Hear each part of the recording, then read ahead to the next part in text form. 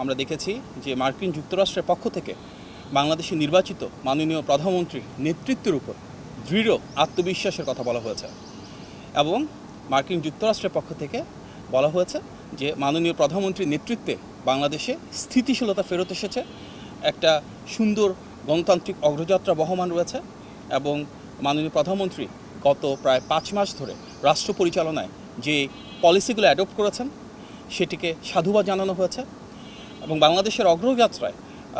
বাংলাদেশের সাথে মার্কিন যুক্তরাষ্ট্রের যে সুসম্পর্ক রয়েছে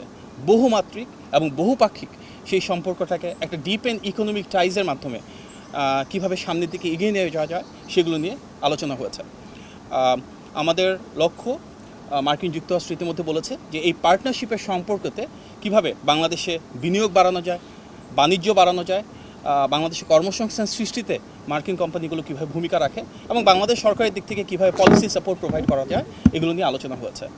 এক্সপোর্ট এবং ইম্পোর্ট কীভাবে বৃদ্ধি করা যায় সেগুলো নিয়ে যেমন বিস্তারিত আলোচনা হয়েছে। একই সাথে সামনের দিনগুলোতে মার্কিন ইনভেস্টমেন্ট যেন বাড়ে তার একটি ফার্স্ট স্টেপ হিসেবে আগামী সপ্তাহের শেষ নাগাদ যুক্তরাষ্ট্রের শীর্ষস্থানীয় প্রায় 25টি শিল্প এবং ব্যবসা প্রতিষ্ঠান থেকে শীর্ষস্থানীয় প্রায় 45 জন ব্যবসায়িক নেতৃবৃন্দ বা প্রথম সারির কর্মকর্তাবৃন্দ বাংলাদেশে আসবেন। বাংলাদেশের বিভিন্ন মন্ত্রণালয়ে যারা দায়িত্বপ্রাপ্ত রয়েছেন এবং বিভিন্ন দপ্তরে যারা গুরুত্বপূর্ণ অবস্থানে রয়েছেন ওনাদের সাথে তারা ধারাবাহিকভাবে বৈঠক করবেন। মাননীয় প্রধানমন্ত্রীর সাথেও ওনাদের একটি বৈঠক অনুষ্ঠিত হবে। সুতরাং আগামী সপ্তাহের শেষ নাগাদ যুক্তরাষ্ট্রের প্রথম সারির 25টি কোম্পানি থেকে প্রায় 45 জন শীর্ষ কর্মকর্তা আসবেন এবং এ দেশ গণতান্ত্রিক পথযাত্রায় কীভাবে বিভিন্ন ধরনের ইকোনমিক অপরচুনিটি তৈরি করতে পারছে সবার জন্য সেটি এক্সপ্লোর করে, সেটা আমাদের মূল লক্ষ্য। অত্যন্ত আন্তরিক এবং সৌহার্দ্যপূর্ণ আজকের এই আলোচনায় বাংলাদেশ এবং যুক্তরাষ্ট্রের যে ঐতিহাসিক সম্পর্ক রয়েছে সেটি একটি ভিন্ন মাত্রায় যাবে এবং তার উপর ভিত্তি করে আমরা আরও বেশি যুক্তরাষ্ট্রের সাথে ট্রেড এবং সে দেশ থেকে ইনভেস্টমেন্ট এখানে অ্যাট্রাক্ট করব। বাংলাদেশে ইনশাআল্লাহ আরও বেশি এমপ্লয়মেন্ট জেনারেট হবে এবং আমাদের যে মাল্টিফ্যাসেটেড অ্যাটাচমেন্ট রয়েছে, যে অপরচুনিটিস রয়েছে, একটা পার্টনারশিপের মাধ্যমে এটাকে ইনশাআল্লাহ সামনের দিকে এগিয়ে নিয়ে যাব। এখান থেকে মিটিংয়ের পর যুক্তরাষ্ট্রের স্পেশাল এনভয় মিস্টার গোর উনিও প্রেস ব্রিফ করেছেন এবং এই কথাগুলো সামনে এসছে এবং আমরা বিশ্বাস করি গণতান্ত্রিক এই পথযাত্রায় যুক্তরাষ্ট্র একটি বন্ধুপ্রতিম রাষ্ট্র হিসেবে দীর্ঘদিন ধরে যেভাবে ছিল বাংলাদেশের সাথে থাকবে, পাশে থাকবে এবং মাননীয় প্রধানমন্ত্রীর নেতৃত্বের প্রতি যে আস্থা ওনারা প্রদর্শন করেছেন, যে আত্মবিশ্বাস দেখিয়েছেন, সেটার জন্য আমরা সাধুবাদ জানাই। আজকে মাননীয় প্রধানমন্ত্রীর সাথে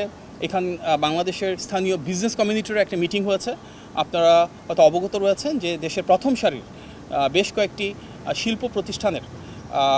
যারা কর্ণধার রয়েছেন ওনাদের একাংশ আজকে মাননীয় প্রধানমন্ত্রীর সাথে বৈঠকে বসেছিলেন এবং সেখানে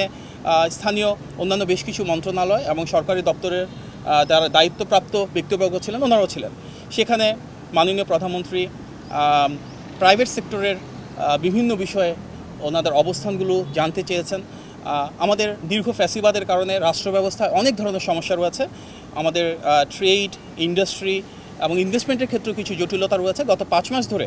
আমাদের নির্বাচনী ইশতেহারের আলোকে নির্বাচিত বিএনপি সরকার সেগুলো অনেকটাই কাটিয়ে ওঠার চেষ্টা করছে, যার কারণে প্রাইভেট সেক্টর থেকে মাননীয় প্রধানমন্ত্রীকে ধন্যবাদ জানানো হয়েছে এবং ওনাদের যে সমস্যাগুলো রয়েছে সেগুলো তিনি ডিটেলসে শুনেছেন, উপলব্ধি করেছেন এবং সামনের দিনগুলোতে কীভাবে সমাধান করা যাবে সেগুলো নিয়ে আলোচনা হয়েছে। বিশেষভাবে আমাদের বিদ্যুৎ এবং গ্যাসের যে ঘাটতি রয়েছে, কীভাবে আমরা এনার্জি সেক্টরে যে লং টার্ম ধরে চলে আসা সমস্যা সেটা সমাধান করব, কীভাবে আমাদের এনার্জি সিকিউরিটিটাকে আরেকটু এনহ্যান্স করব, বাংলাদেশে দেশি এবং বিদেশি বিনিয়োগ বাড়ানোর জন্য আমাদের এনবিআর বা ট্যাক্সের কী ধরনের রিফর্ম করার প্রয়োজন রয়েছে, কীভাবে আমাদের পলিসি সাপোর্টটা এমন হবে যেখানে প্রাইভেট সেক্টর লেড একটা গ্রোথ আমরা ইনশিওর করতে পারি, সেগুলো নিয়ে আলোচনা হয়েছে। পাশাপাশি বাংলাদেশের বিভিন্ন ইনভেস্টমেন্ট সেক্টরের ক্ষেত্রে যে ইন্ডাস্ট্রি ক্লাস্টারগুলো থাকে, যেমন বেশ কিছু ইকোনমিক জোন রয়েছে, বেজা রয়েছে, বেবজা রয়েছে, সেগুলোতে কীভাবে আরও বেশি বিনিয়োগ আকৃষ্ট করা সম্ভব হয়, যেখানে জটিলতা রয়েছে সেটাকে আরও সহজতর কীভাবে করানো হয়, এগুলো নিয়ে প্রাইভেট সেক্টরের সাথে মাননীয় প্রধানমন্ত্রী আজকে আলোচনা করেছেন এবং সংশ্লিষ্ট বিভিন্ন মন্ত্রী, প্রতিমন্ত্রী, উপদেষ্টা এবং বিভিন্ন দপ্তরের প্রধান ওনাদের মতামত দিয়েছেন। সামনের দিনগুলোতে আমরা চাই মাননীয় প্রধানমন্ত্রীর নেতৃত্বে এমন একটি রাষ্ট্র ব্যবস্থা যেখানে প্রাইভেট সেক্টরের জন্য